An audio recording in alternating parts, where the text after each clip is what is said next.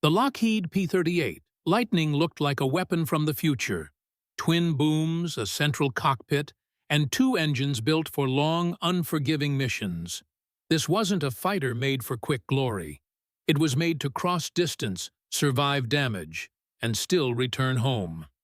In the Pacific, that range meant everything, because the ocean doesn't forgive engines that fail. The Lightning could escort, intercept, strike, and even carry heavy loads like a true fighter-bomber. Pilots loved how it could hit hard in a single pass, then climb away on twin power. Over enemy territory, the P-38 became a symbol.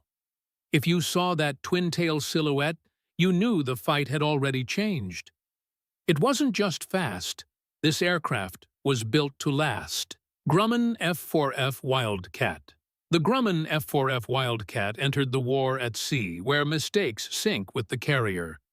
It was the U.S. Navy's first true all-metal fighter that could take the punishment of rough landings and keep flying. On paper, it didn't look unbeatable. Against lighter enemies, it sometimes felt outmatched. But the Wildcat had something better than beauty. Durability. It protected convoys, fought off raids, and attacked submarines and ground targets when the situation demanded it. This was a fighter that survived the early Pacific months when victory wasn't guaranteed. Pilots learned to fight smarter, diving, cooperating, and refusing turning contests. The Wildcat became the proof that toughness and tactics could defeat fear. It didn't need to be perfect. It just needed to keep you alive. Republic P-47 Thunderbolt. The Republic P-47 Thunderbolt didn't arrive like a fighter. It arrived like a moving fortress, huge, heavy, and built around raw engine power. The P-47 became one of the most feared machines in the sky, because it could do what other aircraft couldn't. Take hits, keep flying, and come back for more. Pilots called it the Jug, and the nickname fit. It wasn't elegant. It was unstoppable. At altitude, the Thunderbolt could race with the best, but its real terror came in the dive. When a P-47 dropped its nose, it fell like iron, fast, stable, and deadly, then climbed away before enemies could respond. In Europe, that meant bomber escorts that could fight and survive. But the P-47's legend was carved lower, closer to the earth. As a fighter-bomber, it became a weapon against everything that moved. Trucks, trains, fuel depots, airfields, and armored columns. 8 heavy machine guns meant a single pass could shred targets into smoke. And if guns weren't enough, it carried bombs, rockets, even napalm tanks. The Thunderbolt didn't just shoot, it erased. What made it famous wasn't only destruction, it was resilience. This aircraft was built tough enough that pilots sometimes limped home with severe damage that would have ended other fighters instantly. That toughness created confidence, and confidence wins wars. The P-47 wasn't the aircraft you chose to look heroic. It was the aircraft you chose to come home. Curtiss P-40 Warhawk. The Curtiss P-40 Warhawk was never the most advanced fighter of the war, but it became one of the most used because it showed up when the fighting was urgent. It flew in harsh deserts, over jungles, and across long supply lines where reliability mattered more than perfection. The Warhawk hit hard with heavy machine guns and could carry bombs for strike missions, turning it into a fighter-bomber that worked in real combat conditions. It wasn't built to dominate the highest altitudes. It was built to survive and fight where the war actually happened, low, fast, and close. Many pilots learned discipline inside this aircraft. Attack with speed, don't waste energy, and always exit clean. The P-40 became the steady workhorse that kept squadrons in the air when newer aircraft weren't available yet. The Bell P-39 Airacobra was one of the war's most unusual fighters, and that's exactly why it mattered. Instead of putting the engine in the nose, designers placed it behind the pilot, driving the propeller through a long shaft. That choice created space for a brutal weapon, a 37mm cannon firing straight through the propeller hub. In close combat, one accurate burst could end a fight instantly. The Airacobra wasn't built for extreme altitude battles. It performed best lower down, where speed and firepower decide everything fast. That made it especially effective in the kind of fighting where enemies appear suddenly and disappear just as quickly. The P-39 became a fighter that punished mistakes. If you gave it a clear shot, it didn't just hit, you felt it. Grumman F6F Hellcat. The Grumman F6F Hellcat was the answer to a hard truth. The Pacific needed a carrier fighter that could win consistently. The Hellcat didn't rely on fragile speed.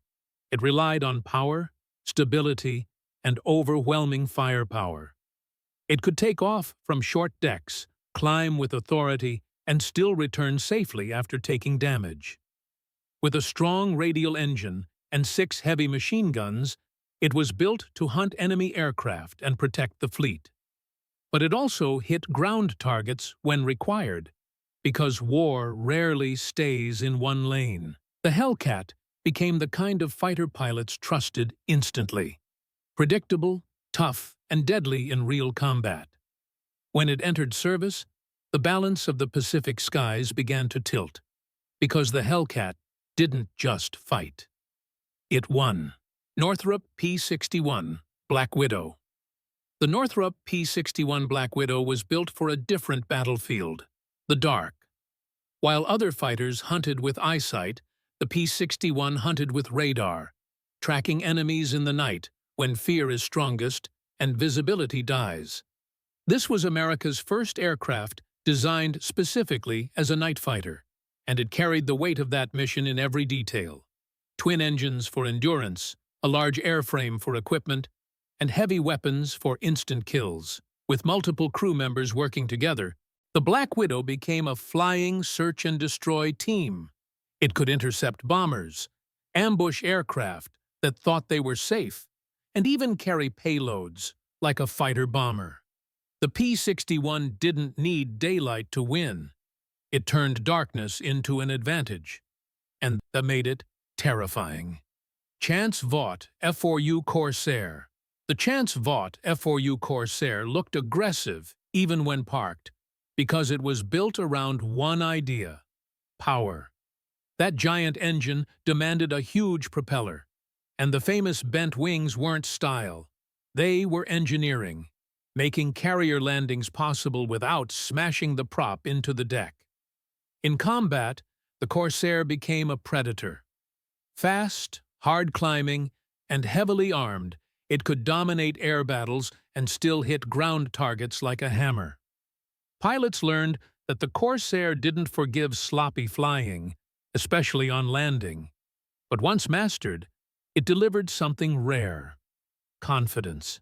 It was a carrier fighter that could outfight enemies and outlast missions. When Corsairs came in low with guns blazing, they weren't just attacking, they were announcing control.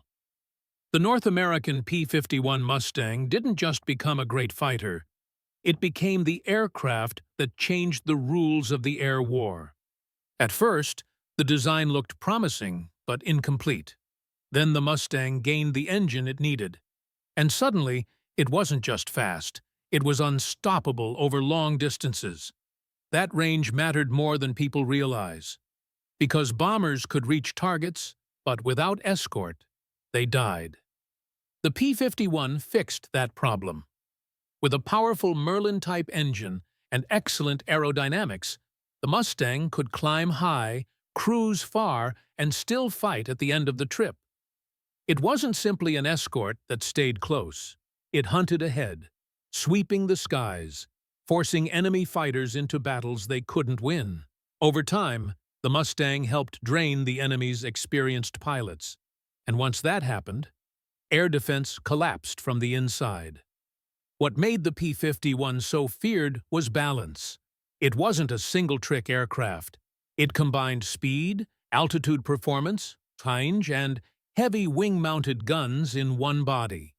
It could escort bombers deep into enemy territory, then shift into ground attack when required. Even after World War II, the Mustang's value didn't disappear, because its design was so effective that it stayed useful long after newer aircraft arrived.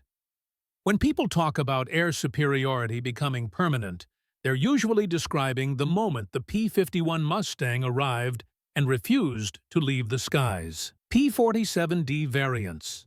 Late war markings on P-47s weren't decoration. They were survival.